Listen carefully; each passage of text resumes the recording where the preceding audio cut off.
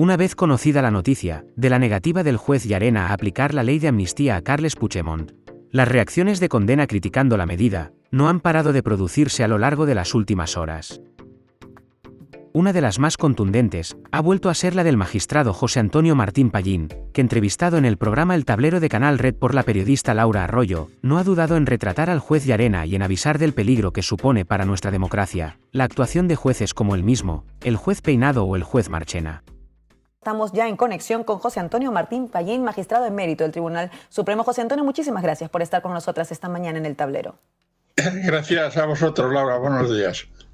Antonio, la pregunta es muy fácil de hacer, seguramente difícil de responder, pero ¿qué motiva a Llarena en este momento a continuar esta arremetida y sobre todo cómo entenderlo cuando tenemos una ley de amnistía que ha emanado del Congreso de los Diputados que tiene un espíritu concreto?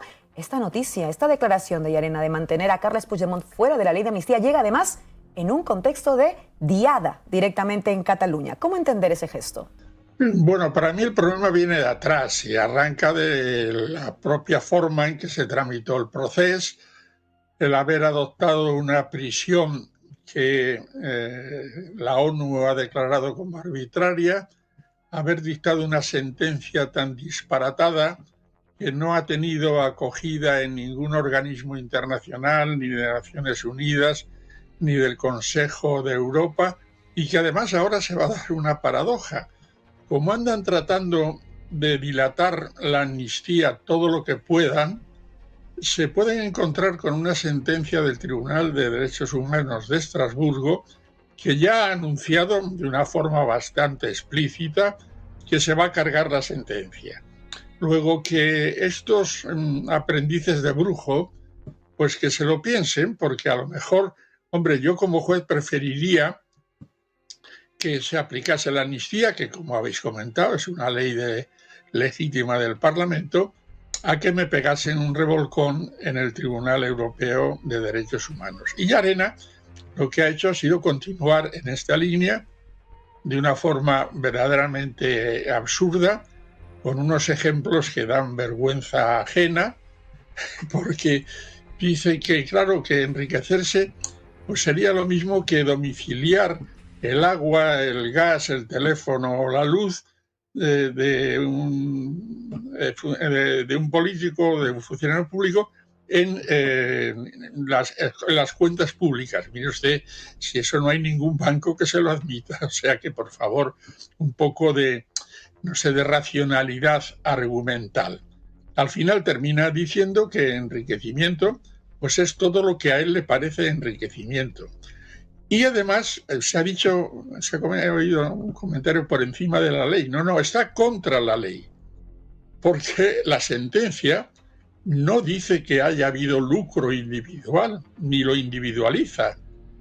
Y por tanto, lo que tiene que hacer un tribunal de justicia que se respete a sí mismo dentro de un sistema democrático es decir, mire usted, yo he puesto una sentencia condenando por el artículo 432 que habla de ánimo de lucro y de sustracción, no hay enriquecimiento y por tanto cabe la amnistía y ahí se acabaría el problema.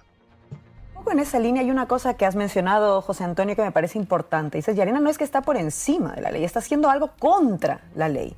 La pregunta, en realidad, creo que sería un poco obvia para cualquiera que nos está oyendo, es ¿cómo puede ser posible que un juez vaya contra la ley y que no ocurra nada al respecto de ese mismo personaje? Es decir, ¿cuáles son los mecanismos que existen para evitar que sujetos como Llarena hagan lo que están haciendo en este momento? ¿Solo queda esto en Estrasburgo? ¿Existen otros mecanismos dentro? Pienso en términos judiciales, pero por supuesto que también políticos. Hombre, por supuesto, podríamos encontrarnos ante un delito de prevaricación. Yo creo que ya se han puesto varias querellas por prevaricación, pero han sido rechazadas con argumentos, a mi modo de ver, absolutamente inconsistentes y con un tufo corporativista verdaderamente preocupante. Existe otra vía que es, digamos, más compleja, que sería la disciplinaria, pero no en el caso de Llarena, sino en el caso de la anterior resolución en la que se dice textualmente que la amnistía la hizo el gobierno para ganarse los 7 votos de Junts. Eso es una falta disciplinaria grave de libro. Y parece que el Consejo del Poder Judicial, bueno, estaba en coma inducido cuando se produjo esto, pero ahora que ya está un poco vivo, pues a lo mejor tiene algo que decir, ¿no? Un poco en esa misma línea, tenemos un nuevo Consejo General del Poder Judicial. En principio, hay que decir que hay alguna expectativa con respecto a este nuevo Consejo General del Poder Judicial, toda vez que por fin se ha logrado desbloquear después de 5 años, de más de 5 años. Bueno, desbloquear dicen algunos, un acuerdo de reparto dicen otros, pero digamos que hay un nuevo Consejo General del Poder Judicial con una nueva presidenta además en el cargo. Sin embargo, seguimos viendo estos casos. Casi todo parece indicar que pese a esa novedad, la forma en que se está permitiendo ciertas impunidades con ciertos jueces se mantiene. ¿Tú dirías, José Antonio, que ese ánimo de garantizar cierta impunidad, si queremos incluso cierto corporativismo judicial, se mantiene con este nuevo Consejo General? Hombre, démosle un tiempo de crédito, ¿no? Acaba de constituirse, pero la historia, no olvidemos que el Consejo Judicial arranca de 1980, pues se ha repetido, ¿no? Ha habido muy pocas sanciones de expulsión, la última la del juez Alba, pero algunas por retraso injustificado y verdaderamente preocupante en la redacción de las sentencias. Yo creo que el problema del Consejo del Poder Judicial no se ha solucionado a pesar de esa autocomplacencia que demuestra el señor Bolaños y no tanto o más el señor Esteban González Pons. El problema del Consejo es un problema estructural.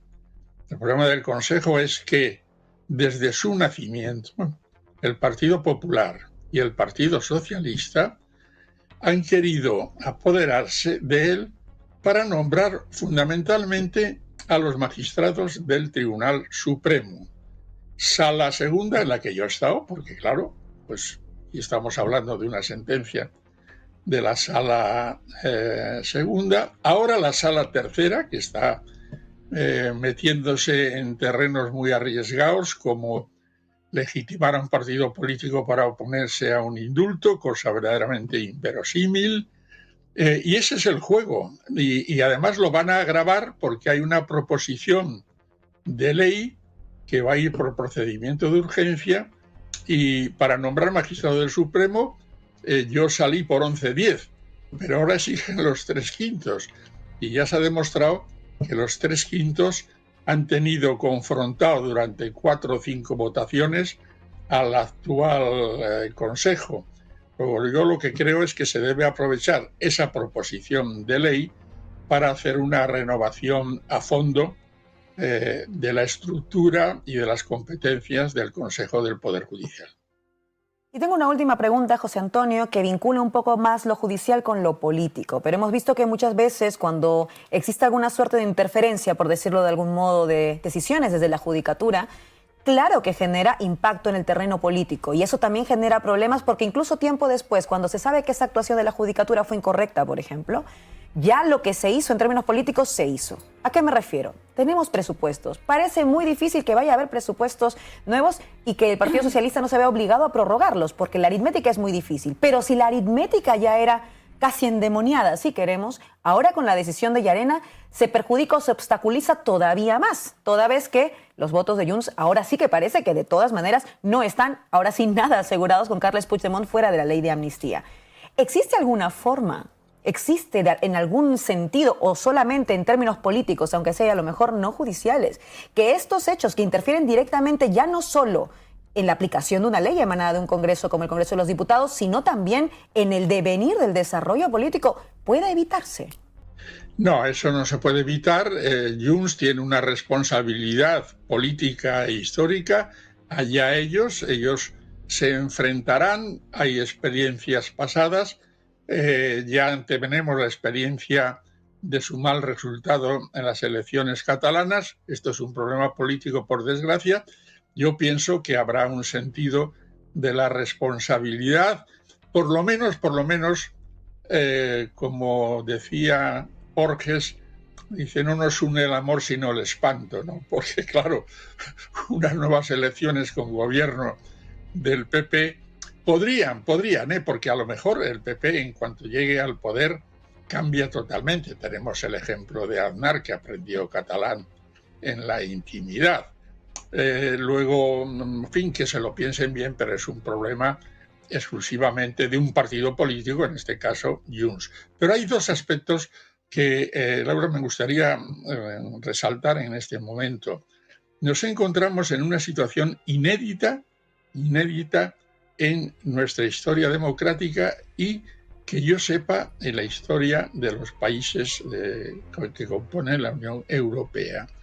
Es la posible imputación del fiscal general del Estado. Olvidémonos de los nombres, porque aquí se nominaliza demasiado.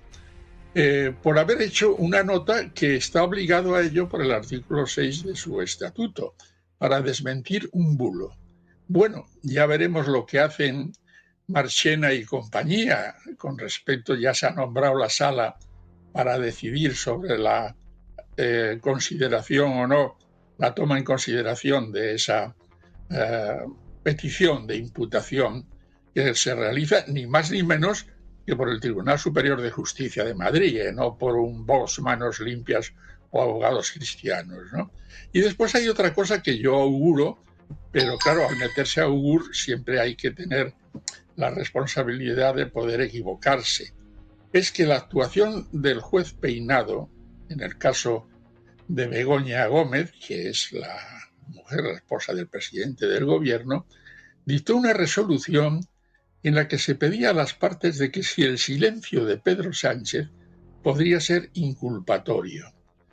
Bueno, pues prefiero equivocarme, pero eso es un augurio de que si sigue por ese camino va a elevar también una exposición razonada a la Sala Segunda del Tribunal Supremo para pedir la imputación del presidente del gobierno.